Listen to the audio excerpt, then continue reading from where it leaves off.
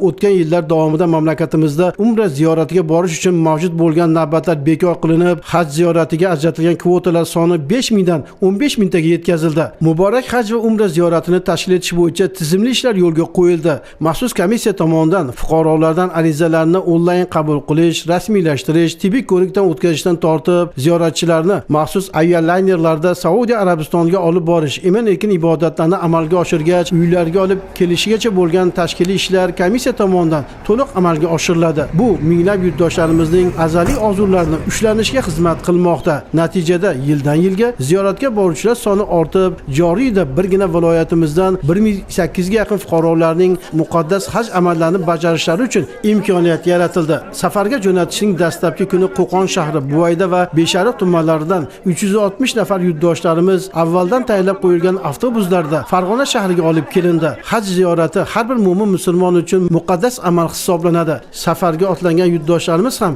ana shu ulug' ibodatni ado etish baxtiga muyassar bo'layotganidan mamnun. Bu kunlarni yillar davomida orziqib kutdim deydi 4 nafar farzandning onasi, 15 nafar nevaraning suyukli buvisi Mahbubaxon Teshaboyeva.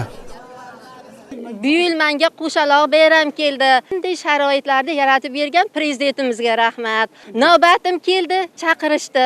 Hamma ishlarni o'zlari bajarishdi. Tibbiy ko'riklardan o'tkazishdi. Mana bizni hujjatlarimizni rasmiylashtirishdi. Uyimizdan ham avtobuslarda olib kelishdi. Aeroportga mana hozir yetib kelyapmiz. Aeroportdan samolyotga chiqamiz. Bunaqa sharoitlar qayerda bor?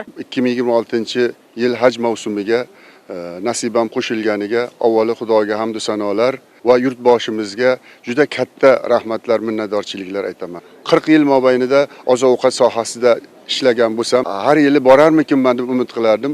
Bu yil mana shu 2026-haj mavsumiga nasib bo'ldi. Hajda qoidalari, arkonlari, odoblari, axloqlari hammasini bizga o'qitib, o'rgatib, mana bemalol tayyor biz hozir. Juda katta hamma sohada juda katta islohotlarni olib boryaptilar. Bizni Qo'qonimizni gullab yashnashiga juda katta e'tibor qildilar. Nazarlari tushib, qadamlari yetib, yangi O'zbekiston bo'lgan bo'lsa, O'zbekistonimiz bizni Qo'qon yangi shaharga aylandi. Yangi Qo'qonga. Bunaqa bo'lishini biz hayolimizga ham kelmagan. Qo'qondan biz mana hozir zamonaviy avtobuslarda keldik.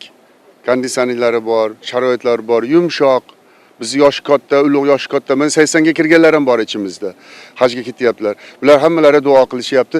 Yo'lda biz Marg'ilondan ham o'tib keldik. Yaqindagina prezidentimiz kelib, shu Marg'ilonda o'zlari mana shu majmuada nutq so'zlab Burxoniddin Marg'iloniyni katta bo'lgan xizmatlarini, himmatlarini, dinga, islomga, kelajakka qo'shgan hissalarini alohida e'tirof etdilar. Borsak, Alloh hajimizni qabul qilsin, yurtimizni, mamlakatimizni duo qilamiz, tinchlik bardavom bo'lsin. Farg'ona xalqaro aeroporti orqali muborak haj ziyoratiga boruvchilarni kuzatish uchun barcha tashkiliy ishlar yuqori saviyada tashkil etildi. Har bir ziyoratchi uchun yordamchilar ko'magi yo'lga qo'yildi. Yurtdoshlarimizga qulaylik yaratish maqsadida tartib bilan hujjatlari qisqa fursatlarda rasmiylashtirilib, yuklari bojxona nazoratidan o'tkazildi. Men nihoyatda orzu qilardim, lekin ishonmasdim. Haqiqat bor ekan, prezidentimizga rahmat. Mana vaqt soati yetib, Alloh chaqirgan ekan, Xudoga shukr, mana chiqib ketyapmiz. Yurtdoshlarimizning charchoqlarini yozishi, tamaddi qilish va ibodatlarni amalga oshirishlari uchun barcha sharoitlar yaratib berildi. Bir piyola choy tashkil qilindi. Safar oldidan ularni viloyat hokimi Xayrullo Bozorov muborakbod etdi. Ana shu oxirgi 10 yilda prezidentimiz boshchiligida endi ulkan o'zgarishlar bo'lyapti. Mana 2019-yilda mana qarang. Bor yo'q 5000 edi. Mana hozir 15000 ga bor respublikadan boradigan. Bizni Farg'onamizdan boradiganlar 900 ta. Hozir 1800 ta odam ketyapti ekan. 2 barobar oshibdi. Bu ham mana shu xalqimizga bo'lgan bash prezidentimizni yana bir g'amxo'rliklari, e'tiborlari sizlarga nasiblar ekan, muborak bo'lsin.